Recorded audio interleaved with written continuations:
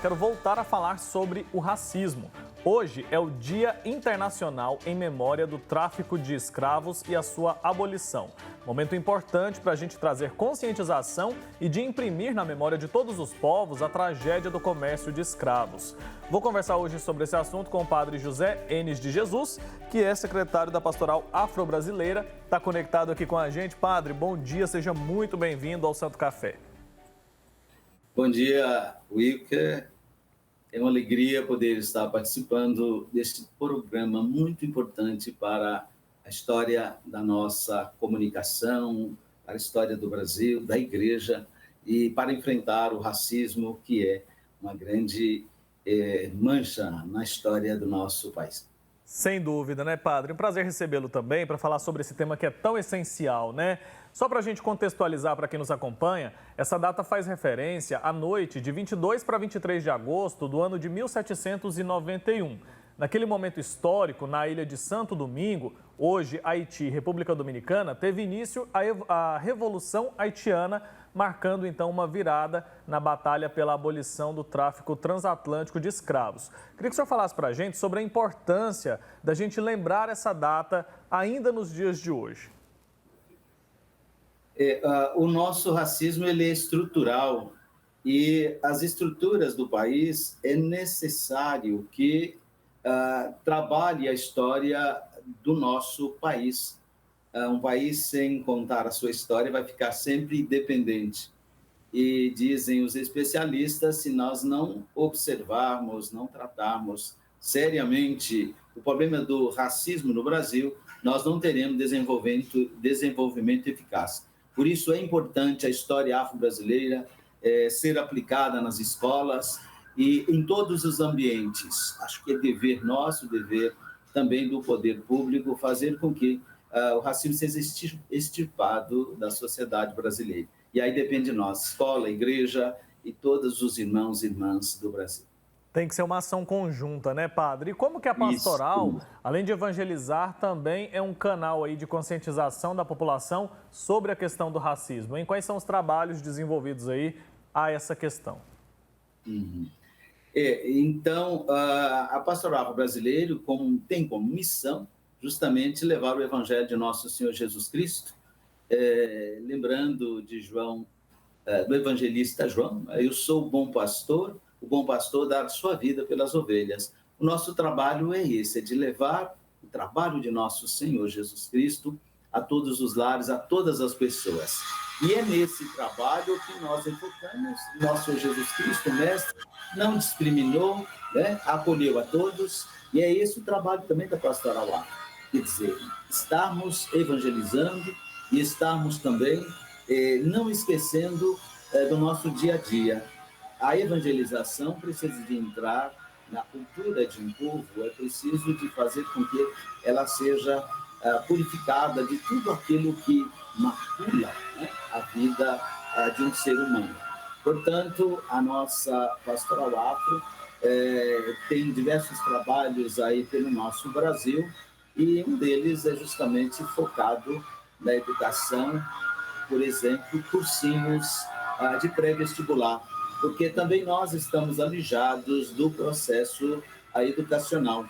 É muito importante que nós ataquemos sempre e façamos com que a educação possa chegar em todos os lares afro-brasileiros, em toda a sociedade brasileira.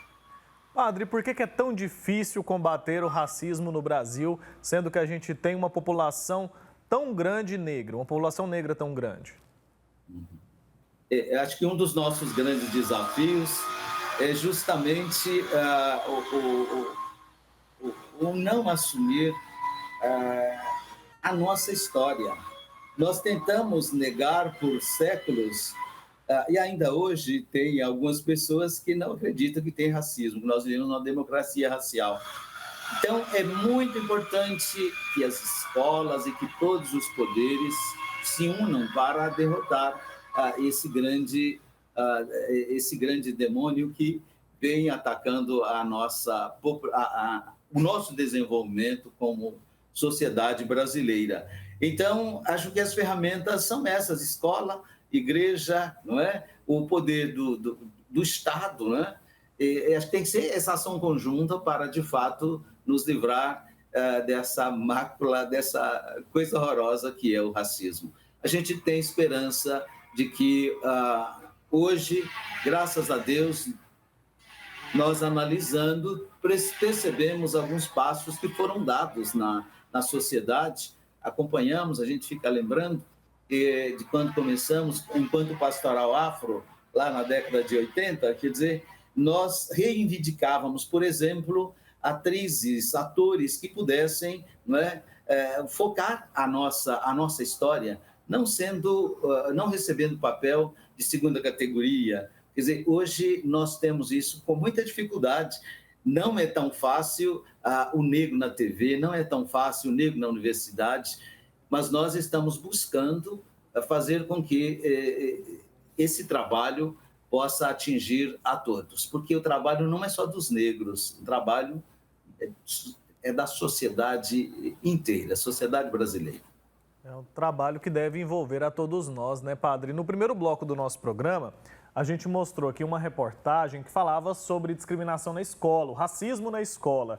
E contamos a história de um menininho que sofreu racismo nesse ambiente escolar. A professora, inclusive, escreveu esse livro aqui, padre, que é um livro muito bonitinho, muito interessante da gente mostrar para quem está em casa. Não é fazendo propaganda não, mas é um trabalho que vale a pena a gente destacar. Sim, sim. E aí, padre, o senhor falou sobre a questão da representatividade. Como que ela é importante para as crianças? Porque a gente sabe que combater o racismo é algo que precisa ser feito desde o início da vida de uma pessoa, né? Ensinar para aquela criança que o racismo, a discriminação de qualquer forma é errada, é algo que precisa estar ali da criação, né? Isso deve vir de berço. Como que essa representatividade em novelas, como o senhor mencionou, em bonecas, como que isso pode fazer a diferença na formação de uma criança? Primeiro, é muito importante que a criança cresça num ambiente onde ela tenha referenciais. Uma criança criada num ambiente que ela vai na padaria, não vê o padeiro negro, vai na farmácia, não vê o farmacêutico negro, vai no hospital, não vê o médico negro, vai na igreja, não vê um padre negro, quer dizer, essa criança fica desestimulada. E aí os meios de comunicações só fala de negro que mora na favela, negro que é ladrão, negro que está preso. Você entendeu? Então, isso tem uma carga enorme na formação de qualquer pessoa. Por isso, é muito importante que nós trabalhemos para que o negro esteja em todos os lados, em todos os locais, não é? Eu posso estar aonde eu quero, como dizem as mulheres, não é? Então, são lutas que nós tenhamos que continuar para que, de fato, esse racismo seja revertido.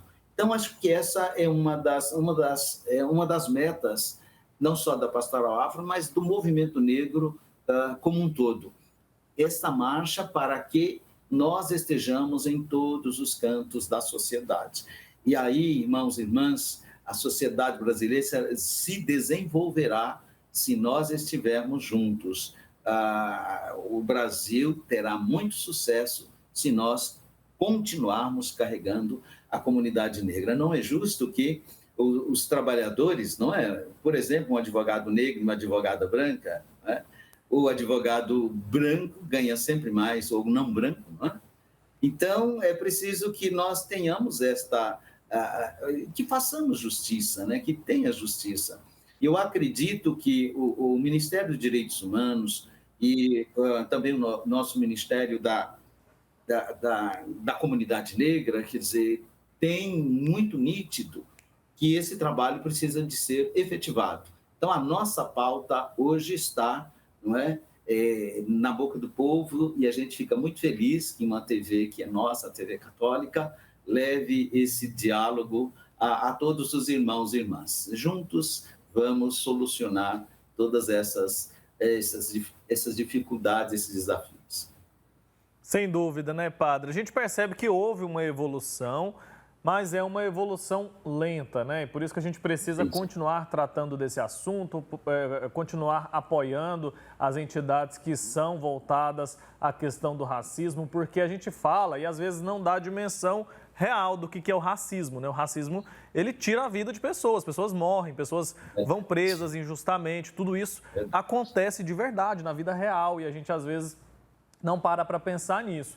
Fala um pouco mais sobre o trabalho da pastoral. Ela também é um canal para fazer denúncia, para denunciar o racismo ou para fazer uma orientação às vítimas? É dever, né, de todo organismo religioso, não é? E especialmente nós, católicos, que temos Jesus como nosso mestre e guia, a gente precisa de olhar a vida de Jesus e olhar a nossa vida, né? Quer dizer, Jesus encarnou-se na história, na cultura de um povo. Se nós professamos a fé em nosso Senhor Jesus Cristo, nós não poderemos, não é, continuar vivenciando, né, a questão do batismo. Você batizou para se tornar pessoa nova. Então, essa novidade ela precisa de estar em todos os momentos de nossas vidas. É muito triste o que nós estamos vivenciando.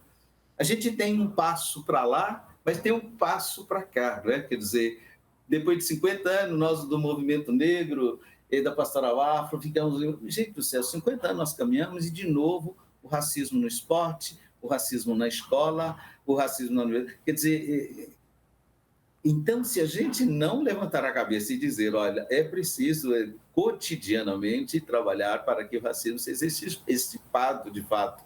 O que nós estamos assistindo a juventude negra é um massacre, né, gente? É um massacre. Todos os dias você tem um jovem negro sendo assassinado. Esse assassino aí, agora da Bernadette, da mãe Bernadette, gente, que coisa horrorosa. A gente sabe que tem a questão do racismo, mas tem a questão também fundiária e etc. Mas é uma pessoa negra, né? Então, essa matança que teve aí desses meses de maio para cá é uma coisa absurda. São Paulo, Rio e Bahia, né? Então, muito difícil. O nosso Guarujá aqui, coisa horrorosa. Então, é preciso que nós estejamos juntos, trabalhando para que, de fato, a gente livre, não é, essa comunidade dessa pecha que é uma coisa horrorosa. Quer dizer, você ser tratado por causa da sua pele, tratado diferente por causa da sua cor de pele, é muito complicado.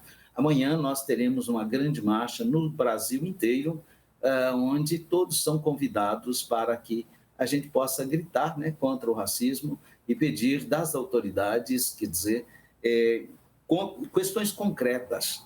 A questão dos quilombos, né, dos remanescentes quilombos, precisa ser titularizados, né? São muitos irmãos e irmãs que estão ali há 4 séculos, não é?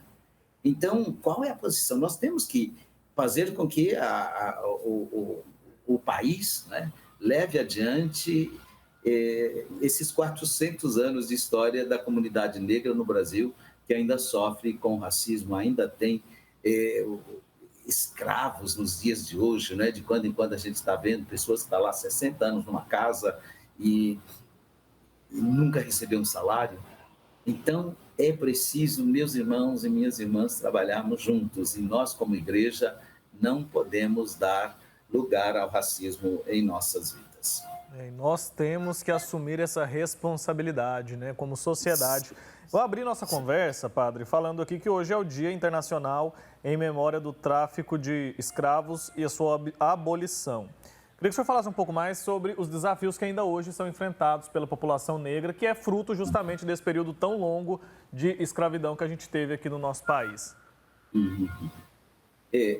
Esse dia nos faz lembrar o Laurentino Gomes, com a sua obra sobre a escravidão. Ele dizia que a rota dos tubarões mudaram depois que começou o tráfico negreiro.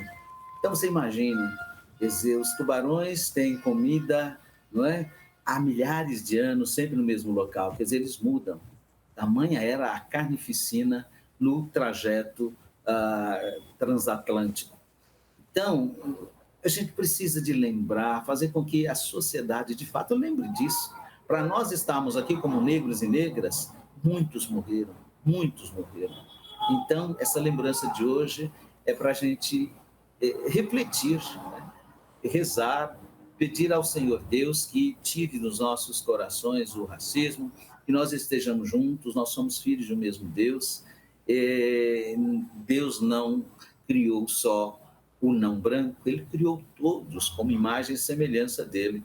E esse é um trabalho que a comunidade cristã, não é? Eu diria todas as religiões, por isso hoje nós temos o diálogo interreligioso, nós rezamos com todos os irmãos e irmãs que querem levar adiante esse compromisso do Senhor nosso Deus. Esta é uma meta. A segunda meta é justamente a conscientização do irmão e da irmã para que assumam a sua porção da negritude. O terceiro momento é de conscientizar, não é, a sociedade, trabalhando para que o negro seja incluído na sociedade, que na política esses nossos valores sejam levados adiante.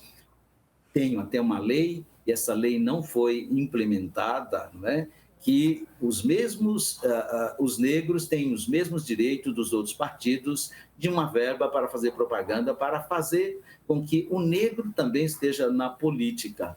Nós somos mínimos também e aí a gente volta, nos partidos políticos. Aí a gente volta àquela questão da representatividade, né? Talvez se a gente tivesse mais governantes na política, a gente não teria, a gente já teria avançado muito mais. Padre José, muito obrigado, tá bom?